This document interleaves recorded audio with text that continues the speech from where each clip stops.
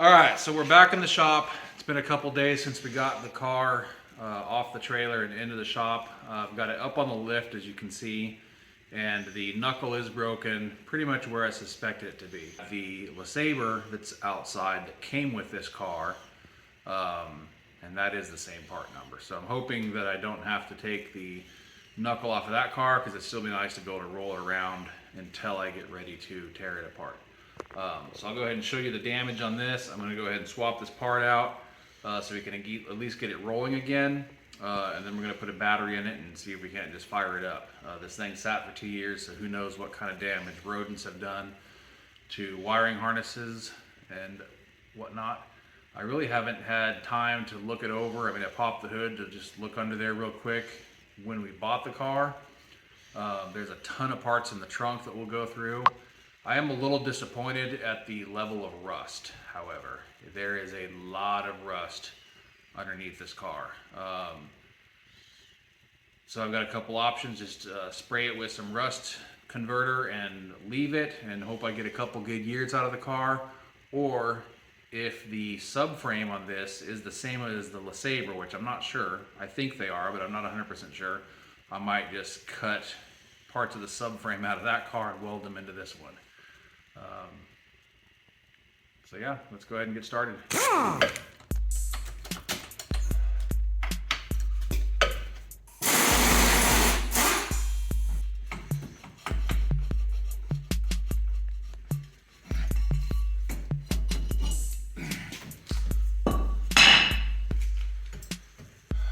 Alright, nice little trick to keep your caliper out of the way is just zip tie it to your strut.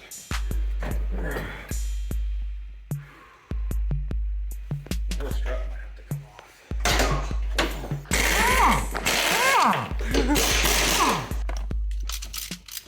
Would you grab me a couple zip ties? I'm gonna ruin these pants and Mom's not gonna be happy at me. Should you go change real fast? No.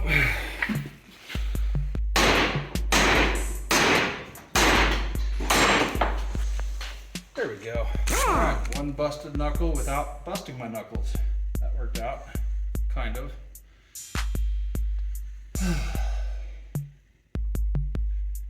It's kind of crazy that these things are made out of aluminum, and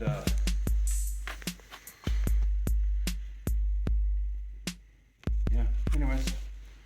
Got the hard part done, now we just need to get that part.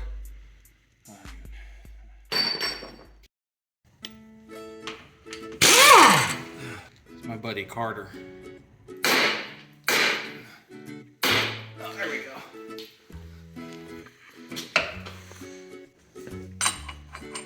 Too small. Right size, but not deep enough. Ooh, what's this? 27? Nope. Don't tell me we're gonna get stopped because of a socket. All right, well, we're at a stopping point, not voluntarily, but I don't have the right size axle nut socket to get that off. I have to get the axle off in order to get to the ball joint nut to pull the rest of the knuckle off. So we're gonna come back and work on this probably this weekend. All right. So it's the next day, which I am wearing the same thing, so you can't tell. Your face. What's wrong with my face? You're good, look at.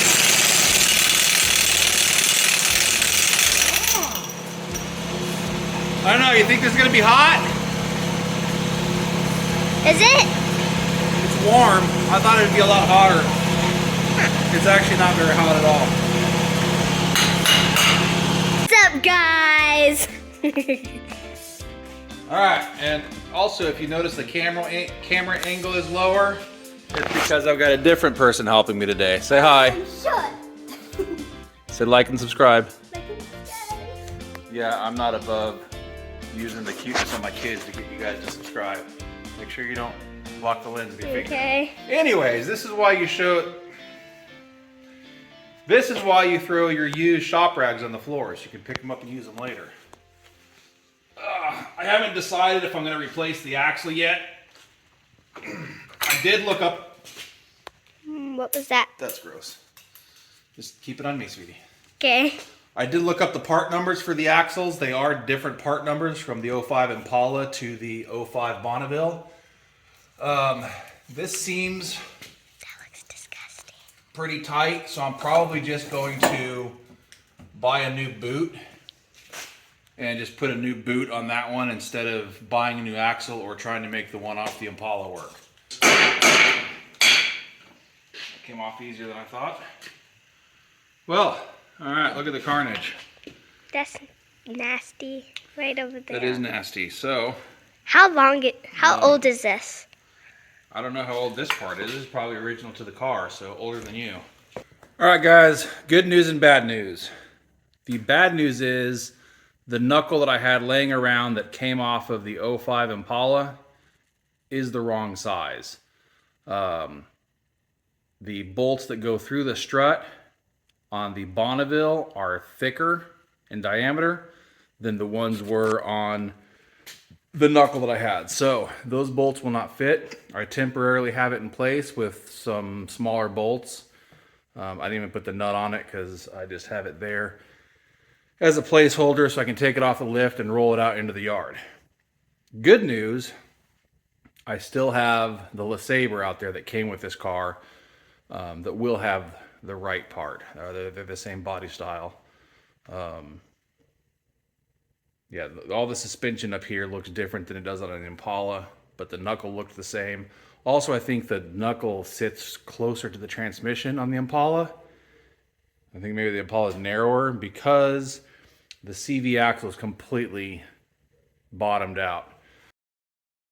All right, so we are back. It has been a couple weeks since 2 seconds ago on this video, but the K-member's bent, or the subframe, or whatever you want to call it. It makes sense that it would be. That knuckle took a pretty big hit to snap the way it did. So luckily we've got the LeSabre out there. I put it up on the lift, pulled the engine out of it, dropped the K-member out, and so I've got it over here ready to go. Fortunately, these engines, 2 of the motor mounts bolt to the actual unibody, the other 2 bolt to the subframe. So we'll be able to actually drop the subframe out while the engine is still bolted up to the car. I thought I was going to have to make some sort of a crane system or a dolly or something to mount on top of the strut towers and ratchet strap to the engine, but I don't think we're going to have to do that. So I'm going to go ahead and swap this K-member out and try test driving it again, because it was not fun trying to drive it down the road with the wheels all like this. Okay, so I have everything on the subframe except for the motor mounts and the 6 bolts that bolt it to the unibody undone. I'm going to walk you through everything you have to do. I have a lift. It makes this a lot easier. You can do this in your driveway. It would really suck. But if you're stuck in a situation where you bought a car for cheap and you're trying to fix it up and you have the parts, it's doable. It can be done. I pulled an engine out of a Honda Odyssey van using my neighbor's front loader to lift the van up high enough so I could drag the engine out across the gravel. The first Suburban I converted to a manual transmission. I did it out in my gravel driveway before I had the shop, before I had a lift. So it's doable, it's just suckier. So there's brake lines, there's hydraulic lines for the rack and pinion that you have to undo. So if you go across the member, just walk around it, you're going to have plastic clips everywhere for the different lines. There is also up here, you have your, I believe this is the motor for the ABS. There's a bolt right here, another bolt right here, and one on the front. And all these clips just pop off. Then you're going to remove your tie rods, your lower ball joints, and this is all going to just drop out from underneath it. And the new one is going to go back in place. So that's it. I don't have a camera person today, so yeah, we're just going to jump to the next step. Okay, so I was going to try to undo the bolts while standing underneath it and try to catch it, and that was a stupid idea. So I've got it lowered down on some 2x4s on a rolling tool cart. I've got everything unbolted. I've recruited a cameraman. Say hi, buddy. He's still dressed like Buddy the Elf. Hi. Alright, I think I got everything undone, but you want to get in here and make sure that you're not going to rip some brake lines out or and see, I did miss. I missed one brake line mount right there. So this is where getting in a hurry can really screw you over. Ask me how I know.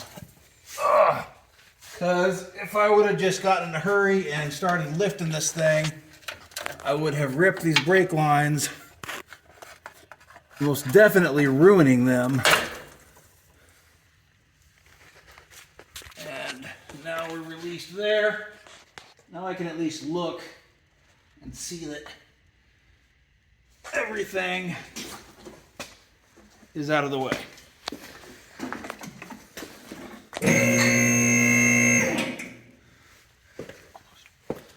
So why is it not dropping off, you say?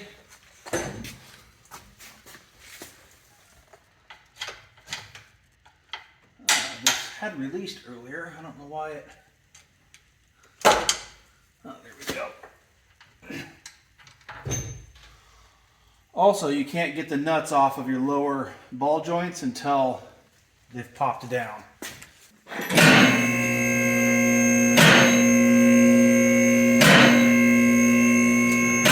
So as you can see, right here is where the frame got bent, or the subframe. In order to take, the most challenging part of getting this off is the rack and pinion. Because the rack and pinion bolts go through here, and when the suspension is drooped, your sway bar is up like this, right in the way of these bolts. So you have to either break these off, because usually these are rusted and bent. You have to undo those so that you can lower your sway bar out of the way to get to the bolts. That is the most difficult part about this. Now granted, I'm talking with having a lift. If you're doing this in your backyard under a tree, I feel for you. Been there, done that. Oh man. So thank you so much for watching. Thank you so much for subscribing.